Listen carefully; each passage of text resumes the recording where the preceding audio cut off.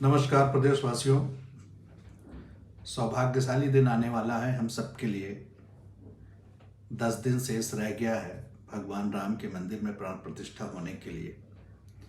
माननीय योगी जी और मोदी जी द्वारा ये कार्यक्रम संपन्न होगा। 2.7 एकड़ में ये बना हुआ है मंदिर का पोर्शन हमारा, और ये 500 सालों बाद, इतने संघर्ष के बाद भगवान राम को हम लोग दोबारा स्थापित कर पा रहे हैं। ये पूरी दुनिया में इसका मैसेज जा रहा है और पूरी दुनिया के हिंदुओं के लिए बहुत गर्व का विषय है। ये भारत के लिए तो है ही। 500 साल के संघर्ष के बाद ऐसा प्रतीत होगा 22 तारीख को कि जैसे भगवान राम अयोध्या वापस आ रहे हैं। और सिर्फ इसमें अयोध्या में राम मंदिर का ही निर्माण नहीं हो रहा है, पूरे अयोध्या का हम लोग इस तरह से सर्वांगीण विकास कर रहे हैं कि अयोध्या अब सिर्फ भारत के नक्शे में नहीं, दुनिया के नक्शे में, विश्व के पटल पे सर्वोच्च ऊंचाइयों में दिखेगा। जहां वहां इंटरनेशनल एयरपोर्ट से लेकर इंटरनेशनल लेवल के प्लेटफॉर्म से लेकर पूरी अयोध्या नगरी आपको धर्म और संस्कृति बिखेरती हुई दिखेगी। और भगवान राम एक बार फिर से अयोध्या में आपको महसूस होगा कि राम राज की स्थापना की पहली कड़ी शुरुआत हो चुकी है माननीय मोदी जी के नेतृत्व में।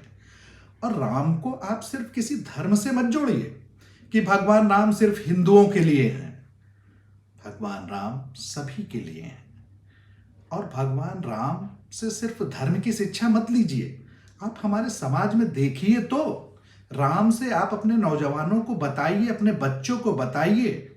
हर माँ बाप का नैतिक धर्म है, हर टीचर का नैतिक धर्म है कि अपने स्टूडेंट को बताए तो कि राम वो थे जिसको राज्याभिषेक होना था, लेकिन वो अपनी पिता की बात मानकर वन को चले गए, जंगल चले गए। आज की डेट में कौन करेगा ऐसा, आप बताएं। आप देखिए इस चीज को। राम जंगल गए, उनके भाई को राज्य मिला, लेकिन भाई वापस करने गया और खड़ाऊ लेके आता है और खड़ाऊ रख के पूरे राज्य को चलाता है। और वो इस बात को मिथ्या कर देता है कि भाई भाई का नहीं होता। आप मुगलों का इतिहास ले लीजिए, वहां पे देखिए भाई भाई को कत्लेआम करता है, बेटा बाप को सजा दे के गद्दी पे बैठ जाता है। लेकिन हमारी सनातन संस्कृति में इस तरह का कोई स्थान नहीं है। हम लोग एक मैसेज देना चाहते हैं कि आप देखिए, इससे सीखिए। हमारा नौजवान आज का युवा इससे सीखे और ऐसे भारत की परिकल्पना हम लोग करते हैं। ना सिर्फ भारत की बल्कि विश्व में ऐसी चीजें होनी चाहिए कि सबके अंदर भाईचारा हो। आप और एक मैसेज ले सकते हैं भारत से, भगवान राम से। भगवान राम जब लंका में विजय प्राप्त किए तो उन्होंने अपना विस्तार नहीं किया कि अयोध्या राज्य का विस्तार कर दिया, बल्कि उन्हीं के भाई विभीषण को वहां का राजा बना के और उसको सौंप दिया कि यहां का राजपाट आपका है। यकीन मानिए, अगर आज का चाइना होता तो विस्तारवादी नीति के तहत उसको अपने में अपना लेता। लेकिन भारत में इस तरह की सोच नहीं रखता। भारत सबको अपना परिवार समझता है। वसुधैव कुटुंबकम के तहत हम लोग काम करते हैं। और भगवान राम तो हम सबके आदर्श हैं, तो उनसे सीखना चाहिए, समझना चाहिए।